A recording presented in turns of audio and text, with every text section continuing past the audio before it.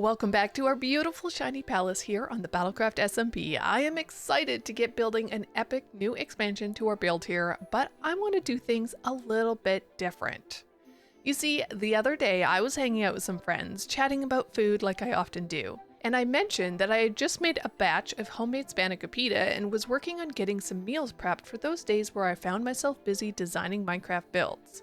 They were impressed, but then one of them said, "Wait, what is spanakopita and how do you even make it? You talk about it like we all know how, but I have no idea what that process looks like." And that made me pause, because I grew up in a household where cooking from scratch, preserving food, even making cheese was just normal. It's second nature to me, so when I talk about it, I sometimes forget that others didn't grow up the same way. I skip over the how and jump straight to the end result. And that got me thinking. I do the exact same thing with Minecraft builds. I get so excited to show off the final product, a completed base, a big shiny build, that I forget to take you along for the journey. I don't always explain why I choose certain blocks, how I shape my layout, or what the build looked like halfway through when it was still in that ugly phase. So today I want to change that. Instead of just showing you the final version of my Shiny Palace expansion, I'm going to take you behind the scenes. I'll walk you through the thought process, the trial and error, and all the little details that made it come to life. Let's get building. But of course, no building can happen unless we have the materials to build with. Thankfully, knowing that our palace is made out of harder to collect smooth quartz block, I have been proactive by going AFK at the gold farm while I was editing the last video, and AFKing at the piglin bartering farm while planning out this one. And when my editing brain gave out, I spent time mining for quartz in the nether. I may have had to travel many blocks away from spawn for unmined territories, but in addition to the quartz I found, I also mined over a stack of ancient debris. But despite starting the quartz collection early, I've only succeeded in collecting 58 stacks of quartz, and we need 166 for this project. I've got a lot of work cut out for me, and so began an even bigger resource gathering task than the last Shiny Palace build edition. Since I really dislike being AFK on BattleCraft, I don't want to miss out on any of those shiny spawns.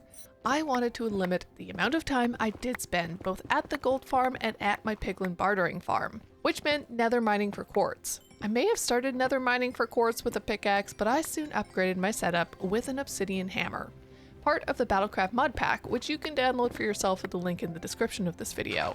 And when I realized how quickly I was running through the durability of the hammer, I even added one of the sophisticated backpack upgrades, which is a storage tank for experience that automatically heal your tools when you're holding them. And while I want to say that everything went smoothly while mining for quartz in the nether, it definitely did not go smoothly. Just died in lava, and I am thousands of blocks away in the nether. Thousands, and I have to fly to get there.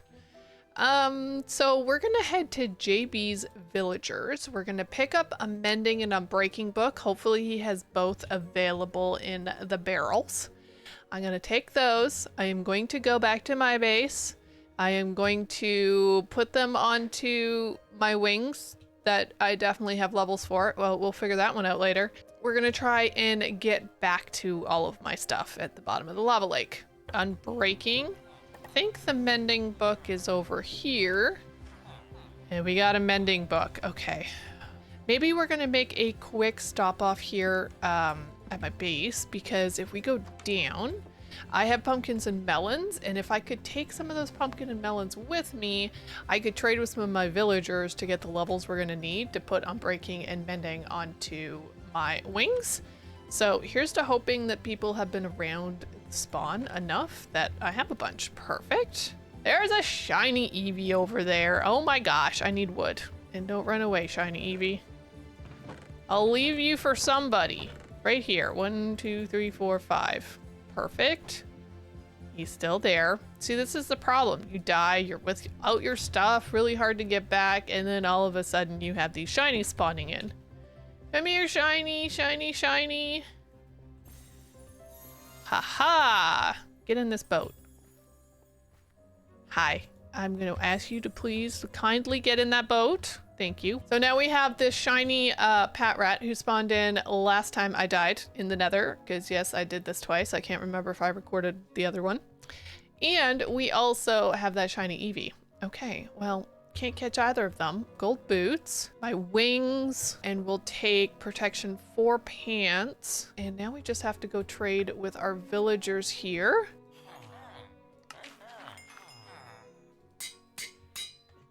Beauty. Now our wings are full to go, and all we're gonna need is some rockets. Let's head back into the Nether. And I know we gotta go this way.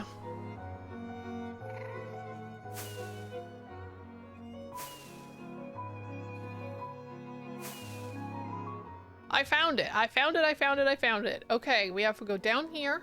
The biggest problems are now over, I think. Because I'm assuming that my body would have floated, but I actually don't know how that works. So I guess we're gonna find out. Oh, can I reach it from here? No. We are going to try and get for ourselves some gravel.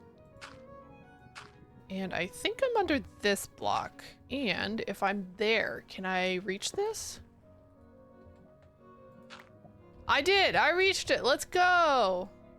Oh my gosh! With our gear back, I headed up to the gold farm to gather a bunch of experience and then back down into the nether mines where I continued to gather quartz. This time at least, there were no more deaths for me, and after almost 2 IRL days of mining and piglin bartering, we had for ourselves all the quartz we were going to need for this project. Now the real fun begins. We've got to smelt most of the 224 stacks of quartz I gathered. Yes, apparently I'm an overachiever, but I'm sure it won't last that long. We also have to go mining for tuff and, of course, the bonus diamonds, and we have to head back out to the coral reef for brain coral. And since the desert is right there, we'll make a stop to gather some sand for smelting into glass. We need some cherry leaves, stripped dark oak logs, and end rods, which I think gives buildings an elegant look. There's of course some odds and ends I'll be needing as well, but I gathered those or crafted them pretty easy, and now I think we have all the materials we are going to need for this project. And yes, what material gathering escapade is complete in Cobblemon without some fun shiny Pokemon finds?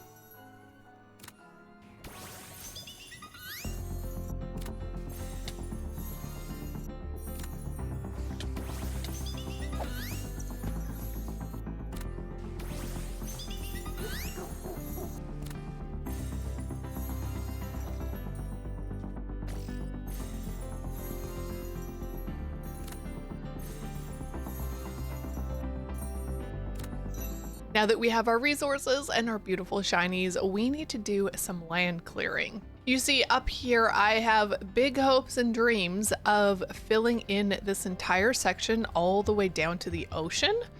And that means we are going to both have to dig out a bunch of the dirt around here and also chop down like most of these trees. All of these trees, let's be real. All of them needs to go. I'm gonna have to dig down all of this. So I'm gonna get working on that one. Hopefully it won't take me the 2.5 IRL days that it took me to gather all the materials. During the design process, I tried really hard to come up with a curved corner wall or some type of diagonal wall to prevent this whole palace from being too boxy. I wasn't successful. I'm instead going for layers for the palace, so we're not just all on one level, and I am so excited to bring it to life here. Now, that took almost no time. It was just a little bit over an hour, and we have it all cleared out so we can actually lay down the groundwork for our extension of the walls and our greenhouse build right here. However, before we start on that process, here on the top of our pillars, I've had some thoughts and we're gonna actually add to them. So when I was talking to Vert a while back about the design for this palace, he suggested that maybe we should have like roof almost to these pillars here.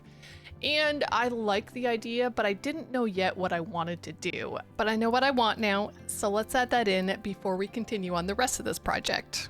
Before I go ahead and finish off the rest of these pillars, I wanted to do a couple and then just kind of take you through them a little bit. So if we just jump into free cam here, you can see they are, I don't know, a little bit rounded roof style. We've got a little bit of amethyst blocks in here with our end rods for some lighting. And then up here, I just did upside down stair over top of some pearlescent frog lights. And I don't know, I kind of like how this has turned out. It just adds a little bit more detail to these pillars themselves and also gives them a little bit more height across the wall.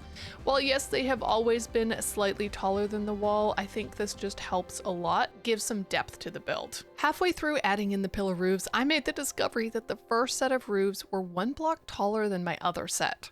So while it would have been a lot easier to simply add an extra block to the second set of roofs, I preferred the shorter version of the roof and so ended up taking down that whole first set and fixing it. Oh, we've got our pillars all complete up there behind me, and now I think we should get the flooring in the rest of this area.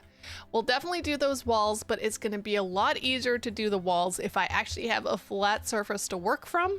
So I figure we can just add in some more of these blocks here. So it'll be the cracked disordered stone bricks, the trodden tough, and the dead brain coral blocks. And we'll just mishmash them all the way across, get ourselves a flat surface to work on, and then we'll start thinking about getting those walls in.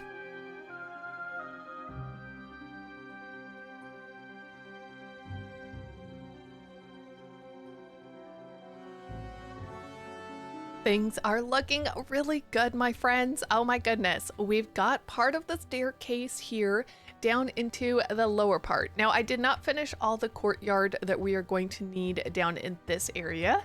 We are going to have a wall that comes down through here, goes mostly close to the ocean, and then we'll turn that direction.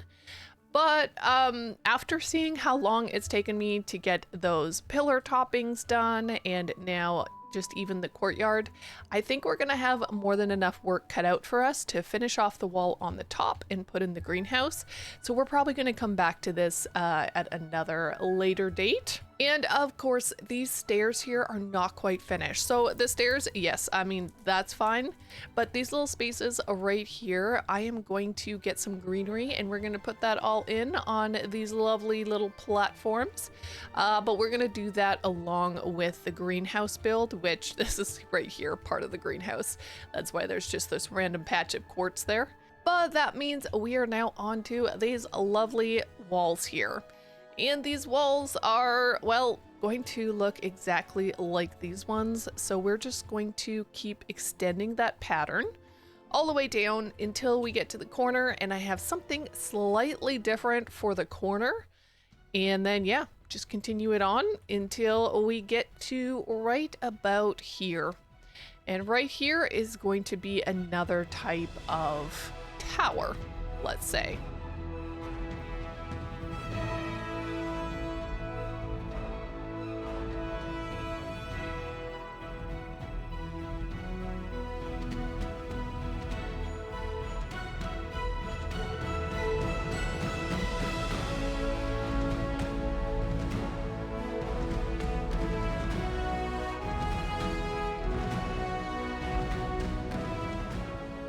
Our buildings are now in place here. We got all the walls up to the corner and our beautiful greenhouse. I tried doing something a little bit different with this one and used the quartz pillar trim as well as these quartz pillar walls.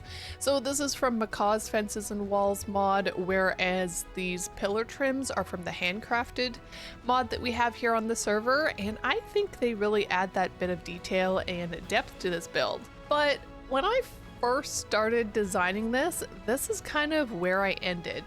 And I was like, it looks good, but it's missing something. Obviously, we are going to need the interior in here, and I have plans for it. We'll put that together soon. But out here in the courtyard, I was just like, something's missing, and I didn't know what. It's greens, guys. We need so many greens and small trees and bushes, and we're gonna really make this into a beautiful garden out here. And right here on top of this platform, I'm actually going to build a custom tree. Now, I don't really feel like my trees are super amazing, but I do what I can, and I'm learning every time I make one. And one of my favorite types of custom trees is kind of the willow shape. So that's what we're gonna build right here. And then we're gonna need some green boxes around this area. And to do the green boxes, we'll get back to the tree in a second here. I am going to use some of these azalea leaves. And we are going to use the moss, and then we are going to just pull this out like a so, and pull it out on this side and across. And then here in the center, we are just going to fill this in with moss. And then we're going to use this as a garden. So we're going to have different plants, but then here on this side, we're just going to do the exact same thing.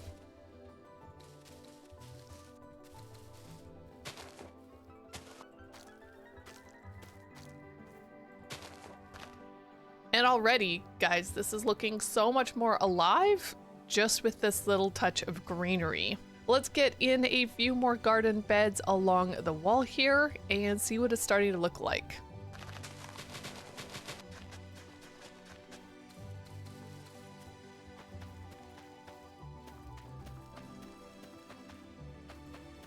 We've got some fruits and vegetables. Well, they're only vegetables, but you know, we got some garden spaces, both these areas, and then we have a random corner tree right there. I think it looks cute and definitely adds some more greenery around here. And of course, we got the 2 flower beds over there. Now, before we start on the interior there in the greenhouse, let's get this tree built up. We're making a dark oak cherry tree, so I'm placing some stripped dark oak logs to make a trunk, thicker at the bottom and thinner towards the start of the branches. Then, to make sure there's enough shape to the trunk, we'll add in a few stairs and slabs. Now for the branches. I always angle my branches up slightly and put some type of diagonal curve to it. We don't want just straight branches, we want some shape to help once we place in the leaves. Placing in some stairs, slabs, or fences can also help you make those branches curve. And finally, we need to place in our leaves. I've chosen cherry leaves for the particle effect they give, as well as the purple-pink theme we've got going on as the healer. You're going to want to make an upside down bowl shape, placing leaf blocks against the side of the fences and some of the logs that you've placed. Make sure there's some empty spaces to prevent the tree from looking too dense. Once the fences and logs have been mostly covered, start to trail down your leaf blocks, altering their length for that willow look. And that's it, my go-to willow tree.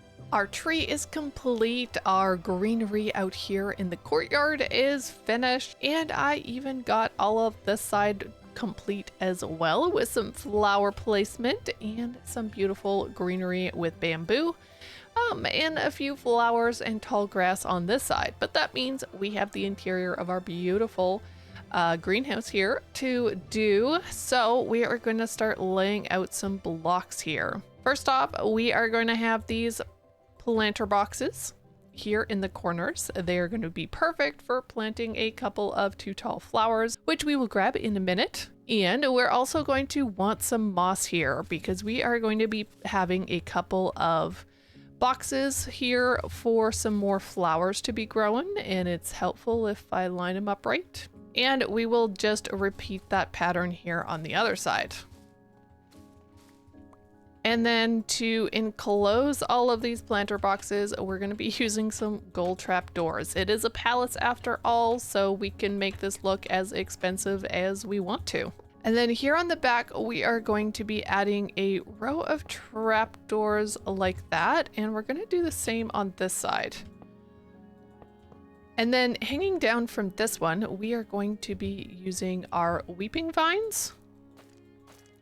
And if we grab our shears, which I have, we can just snip the ends and that'll stop them from growing any longer. And then on this side, we're going to put our glow berries. But these ones, of course, I really want them to actually glow. So we are just going to do a couple of bone meal here and there, just to make sure that the berries are actually growing. And that will help with light in this area as well. Now in these 2 planter boxes, we're going to put the peonies, and on the back side here, we're going to put the lilacs. Now we just have to fill out these 2 boxes, drop some chains from the ceiling, and add in a few more details. What are we thinking about this cute little interior with a bunch of different plants and flowers? Oh, I love it so much. However, this lovely moss block right here is fully empty of all flowers. And I want to put the sniffer flowers in here. So your torch flowers and your pitcher pods. I want to do that. However, I don't have sniffers. But I was chatting with Lilith and she said, feel free just to take whatever I need. So I think I need like 4 of each seed. So we're just gonna run over to her place and go see that we can't get a couple of those plants. Okay, so I know we have sniffers over here. I'm not sure exactly where the seeds are, if she has them stored or they're in that backpack, I would assume. Oh, this is beautiful. Okay, I legit only need 4 of each. How about we take 16 of each and then we have some for later down the line. Perfect. Hey guys, thanks so much.